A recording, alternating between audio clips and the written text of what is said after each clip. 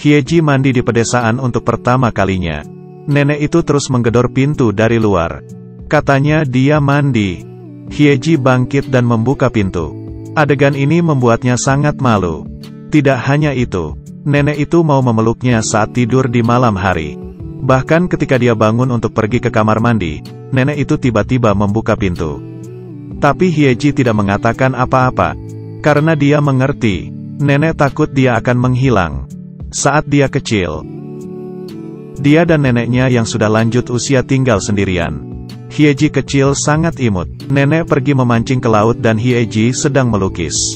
Tidak pernah menyusahkan orang tua. Tapi masa indah itu tidak lama. Nenek membawanya ke pasar untuk membeli pakaian. Dia memegangi neneknya di bazar yang ramai. Hyeji menghilang. Neneknya panik, terus-menerus mencari cucunya di tengah-tengah keramaian. Tanpa diduga, pencarian ini berlangsung selama 12 tahun. Tubuhnya berbalik ke lantai. Waktu itu meninggalkan bekas di wajahnya. Tapi dia tidak pernah menyerah untuk mencari Hyeji. Saat perjalanan pulang, menganggap serius selembaran orang hilang di dinding. Pembeli itu membayar harga 2 kali lipat untuk rumah tua itu. Dia tidak akan menjualnya.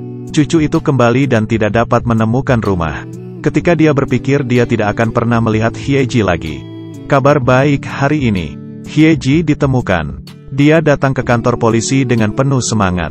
Hyeji diculik oleh menantu perempuannya saat itu. Baru saja meninggal dalam kecelakaan mobil. Ayah tirinya melepas hak asuh. Kirim orang ke panti asuhan. Dia telah berkeliaran keluar setelah itu. Saat ini Hyeji memasuki ruangan itu. Dia telah tumbuh menjadi seorang gadis. Meskipun tidak bertemu selama bertahun-tahun, nenek mengenalinya lewat gelang-gelang yang dikenakannya. Memikirkan penderitaan cucunya, dia merasa sangat tertekan. Jadi Hyeji kembali hidup ke tempat ini. Nenek tidak tega membiarkan dia melakukan apapun. Menyuruhnya selalu beristirahat, membawa dia ke pasar untuk membeli pakaian. Semua jenis jepit rambut dicobakan ke rambutnya. Dia ingin marah. Nenek bilang dia seperti boneka. Kembali ke sekolah, guru seni membiarkan mereka bermain dengan bebas. Tapi Hyeji tidak dapat menggambar apapun. Menggambar di kertas hanya dengan krayon merah. Guru menemukan bakatnya dalam melukis. Sudah malam saat dia sampai ke rumah. Nenek menunggunya di persimpangan. Tidak tahu berapa lama dia sudah menunggu. Neneknya takut dia akan memakan tulang ikan. Jadi dia menyuiri daging ikan itu untuknya. Menyuapinya makan. Meskipun ini tidak nyaman, Hyeji masih menelan makanan itu. Sudah lama dia tidak merasakan cinta seperti ini. Jadi nenek dapat menjaga dirinya sendiri. Dia membuka pintu lalu melukis. Membantu dia memakai tabir surya yang tebal.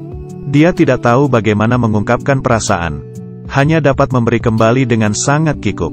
Tapi kehidupan yang damai ini dirusak oleh panggilan telepon. Seorang gangster mengancam Hyeji. Jika tidak mendapatkan uangnya, dia akan memulai dengan pacarnya.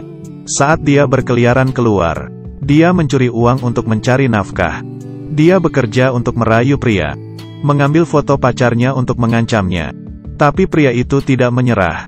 Kedua belah pihak bertengkar. Sampai pria di tanah ini tidak bergerak. Mereka tahu bahwa mereka telah membuat bencana besar. Sekelompok orang itu tiba-tiba beres-beres. Temannya membeli susu dari uang yang disimpannya untuk Hyeji. Dia menemukan pemberitahuan orang hilang di kotak susu. Memutuskan untuk datang dan tinggal bersama nenek.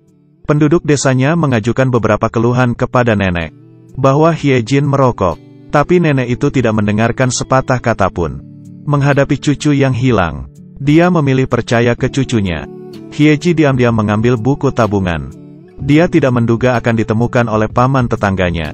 Hanya bisa berpura-pura tidak terjadi apa-apa. Paman itu memberitahu nenek itu untuk berhati-hati dengan Hyeji. Nenek tidak memasukkannya ke dalam hati. Tapi dia tidak mendengar percakapan ini dengan jelas. Bersembunyi ke pantai untuk merokok. Ditemukan oleh neneknya. Tapi neneknya tidak peduli. Dia hanya bertanya kepadanya mana yang lebih luas, laut atau langit. Dia berkata, tentu saja langit. Nenek itu tidak berkata apa-apa. Hanya mengatakan dia sudah dewasa. Memancing bersama neneknya. Keahlian melukisnya semakin membaik. Kabut asap lagi. Ayah tiri itu datang untuk meminta uang. Dia berhutang gara-gara berjudi. Bahkan akan menyakiti nenek itu bila tidak memberinya uang. Di belakangnya, Hyeji terlihat sangat marah dan pucat. Karena orang ini bukan orang lain. Apakah ini ayah aslinya? Dan dia tidak disebut Hyeji. Dia adalah Enju, saudara tiri Hyeji. Setelah ibunya membawa Hyeji pergi, keluarganya mengalami kecelakaan mobil. Ibunya dan Hyeji tewas pada hari itu. Dan ayahnya menipu uang asuransi yang tinggi. Membawa gelang itu dari tangannya. Berbohong bahwa dia adalah Hyeji. Dia menggunakan nama saudara perempuannya sejak saat itu. Cerita tentang nenek dan kotanya. Enju menangis untuk waktu yang lama. Dia tidak memiliki wajah untuk lanjut tinggal bersama neneknya lagi. Hari ini dia pergi ke Seoul untuk berpartisipasi dalam kompetisi melukis. Neneknya sangat enggan mengirimnya ke stasiun. Enju memberikan buku tabungan yang dicuri ke ayahnya. Setelah pertandingan, dia pergi diam-diam. Dia meninggalkan pesan di papan gambar untuk gurunya. Berterima kasih kepada mereka dan meminta mereka menjaga diri mereka sendiri. Paman juga mendapat surat tes paternitas. Membuktikan bahwa keduanya tidak memiliki hubungan darah. Tapi nenek itu tidak percaya. Dia hanya percaya kepada omongan Hyejin. Enju ditangkap polisi karena penipuan. Nenek sangat ingin membawanya pergi. Enju tidak berani menatapnya. Butuh waktu lama untuk meminta maaf. Nenek itu baru percaya. Orang di depannya bukan Hyejin. Dia pingsan di depan kuburan Hyejin. Orang tua ini, satu orang makan 2 porsi. Hari ini dia baru tahu. Cucu perempuan yang kembali ternyata palsu. Di mana cucu perempuan yang sebenarnya? Tidak ada yang memiliki jawabannya. Guru itu mengirim karya kontes cucu palsu itu. Dalam lukisan itu, dia memegang 2 cucu perempuan. Mandi di bawah sinar matahari di laut dan berenang dengan bebas. Dia merindukan cinta keluarga dan sinar matahari. Nenek meneteskan air mata saat menyentuh lukisan itu. Enju dibebaskan setahun kemudian. Sekarang dia menjalani hidup yang jujur dan taat pada hukum. Paman itu berkata, dia sudah lama mengidap Alzheimer. Dia takut bahwa dia akan menghilang. Enju datang ke pasar di mana Hyejin hilang. Menanyakan kabar nenek itu. Akhirnya menemukan sosok yang familiar di tengah jalan. Dia sangat kotor, tapi tetap ingat untuk menemukan Hyejin. Enju membawa nenek itu ke desanya. Hidup damai dengan bahagia lagi. Musim semi sampai musim dingin. Enju tidak marah bahkan saat nenek mengecat wajahnya. Bahkan saat dia tidak dapat berbicara sepenuhnya. Menyalakan radio malam ini. Secara tidak sengaja dia mendengar rekaman yang direkam oleh neneknya. Jadi dia sebenarnya tahu dia bukanlah cucunya. Ketika dia masih kecil, dia memberitahu Hyejin. Laut lebih luas daripada langit. Karena laut merangkul langit. Saat Enju menjawab langit, nenek langsung mengetahuinya. Benarkah ada hubungan darah? Enju adalah cucunya. Dia tahu dia akan segera mati. Tapi tidak tega meninggalkannya sendirian.